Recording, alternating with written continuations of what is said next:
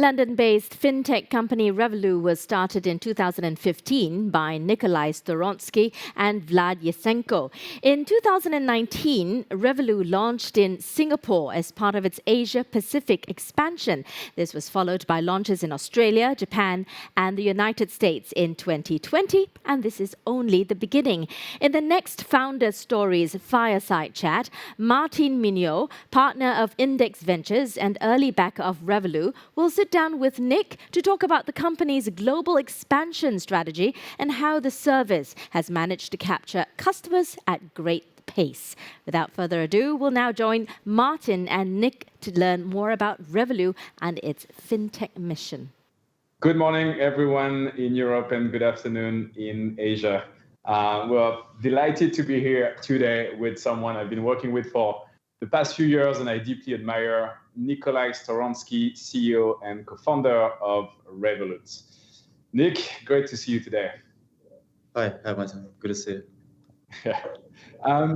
So obviously, Revolut has been quite the journey. It started in 2015 as a simple app to help people save money on their travel and on their FX. Started in the UK, and obviously today, fast forward to 2020, you have served about more than 13 million users, 500,000 businesses across 35 countries where you're live today, and have lastly valued at about $5.5 billion.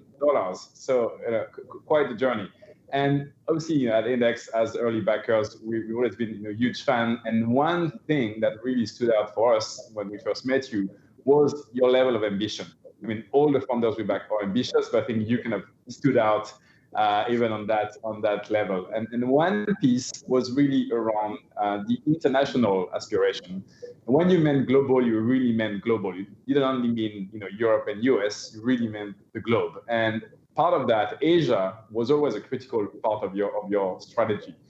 So I'm curious to hear why you think Asia was so important for Revolut, and what made you think that your product would resonate there?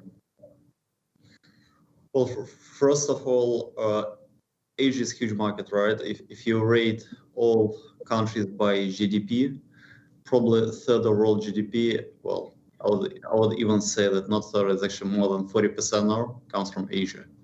And then plus on top of it, this GDP is growing much faster compared to the rest of GDP.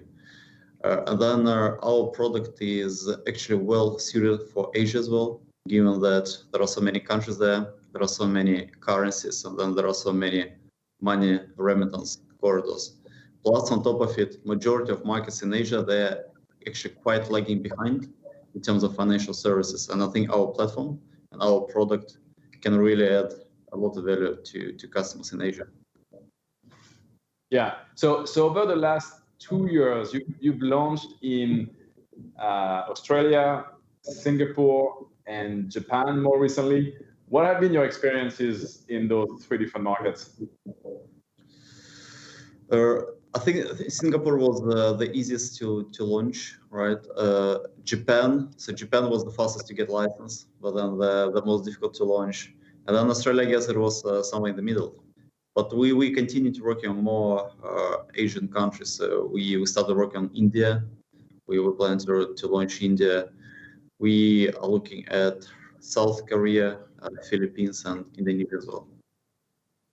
So when you said difficult to launch, what do you mean exactly? And more broadly, there are a lot of people who still doubt that it is feasible, that having one consumer app globally with the same experience is just too hard. You have different regulation, you have different infrastructure, and that it's too hard to kind of abstract all of that complexity to make it a seamless experience. So what kind of difficulties have you experienced, and how did you manage to abstract that complexity? So yeah, basically our playbook for expansion is breaking down every single piece into a small atom, right? So what I mean by that, if you look at every single financial service that we have, so it is based on license, and then it's based on infrastructure, onboarding, and then certain monitoring rules, right? And then if you break down obviously licenses that you need to receive, reality more or less they are very similar. in terms of their policy and regulations. In majority of countries, they are more or less similar, because that's historically how the world developed, right? Probably it's all started with the UK, then expanded into Europe, US, Asia. So variations are actually quite small, right? So as a result, if on technology level you do, for example, your onboarding in the way that is purely configurable and modularized as well, and then you count for these variations, you can basically have centralized technology platform, right? And then on config level, you actually change small things so that people in different countries see different paths for onboarding. And then the same methodology applies for example, transactional monitoring or for sanction checking or for your treasury. So every single piece of the machine can be broken down and configurable on the country level. So that's effectively the philosophy that we're doing to be able to scale for many countries. Yeah. So obviously, I think it's pretty clear that you've always been a very, very product-led organization, and so you've not only expanded geographically, but you've also been building the infrastructure, but also expanding your product suite over the years. As I said, you were starting with just more than FX focus, but now you've expanded way beyond that into trading, wealth, crypto, and many other such products. Only last week, you announced a pretty big new product, like a product that a lot of companies are entirely focused on. For you, it's one of many, and it's your acquiring product, which is a bit of a Stripe competitor. So I'd love to hear the strategy behind it, and how do you think that product can differentiate from the rest of the market and win in that category? So basically, if I look at all existing acquiring businesses out there, they're purely B2B, right? Our huge advantage compared to Stripe and Adyen, we have B2C as well, right? And then the whole vision of the business bank account for merchant is that we give you a one-stop shop solution to run your business. So you just open an account, and within 15 minutes, you get everything what you need. You've got business bank account, you've got payroll, you've got invoices, you've got acquiring services. We're going to build also website builder, inventory management, and so on. So you as an entrepreneur or a business, you can run the whole business on Revolut platform. Plus, on top of it, you can connect through marketplace to all other software that you need. And then advantage of our acquiring solution is that basically, first of all, obviously, you don't need to go to multiple providers. You don't need to go to HSBC and then to Stripe, right? Secondly, because we are multi-currency, we give you much better pricing on acquiring, right? So if you look at Stripe, they charge you 3% on currency conversion. We give you interbank rates. It's already 3% saving, which is huge. Third thing is basically that we have B2C clients as well, right? What it means in practice, we effectively can help you to acquire funds from our own customers for free. And because it's within our system, so if, for example, I'm a Revolut user, I'm going to check out on Revolut merchant transaction, and it's instant and free. So that's another thing. Fourth thing that we are going to offer you is effectively to sell directly to our retail customers, to become a sales channel as well. So we have all these natural advantages that B2B businesses like Stripe and Adyen don't have. As a result, I think we can compete with them, and we can offer much better price product and much more competitive as well. Yeah, that's fascinating. So more broadly, you are launching products that, as I said, entire companies are built on, and you've been doing that continuously and at pace, but also at high quality products. So I'd be curious to hear, and I'm sure a lot of people, entrepreneurs on this, listening to us, would love to hear what is your secret sauce and how you organize yourself, especially on the product and tech side, to be able to keep on running so fast with such a wide range of products. So basically, if you look at every single company with a single line product, so the way it works, maybe 20-30% of the company actually works on the product itself, right? While the rest 70% is supporting this product. What I mean by supporting is your financial services, right? It's your fin crime services, your compliance services, your legal services, right?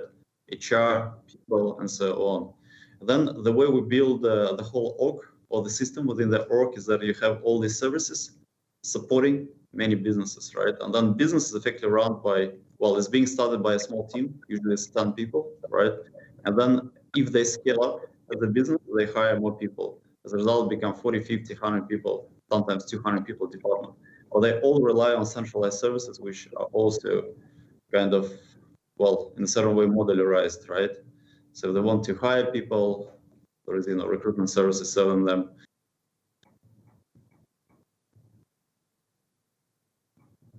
We build, call it franchise platform, right? When we give you all the tools to build a business on top of it. And then we also select, best people to build these businesses. So let them, hire also best people. And then as a result, it becomes easier for them to build because we give them all the resources. Plus we give them sales channel because we have a lot of customers, so they can sell their product directly to them much faster without any marketing. Plus on top of it, we have, we call it cross-selling service as well. That for different customers, we provide different services precisely.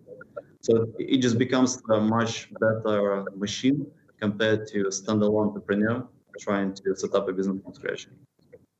Yeah, that makes sense. So what's coming next year in terms of new product development? I mean, I don't know what you can announce already, but just maybe give us some flavors.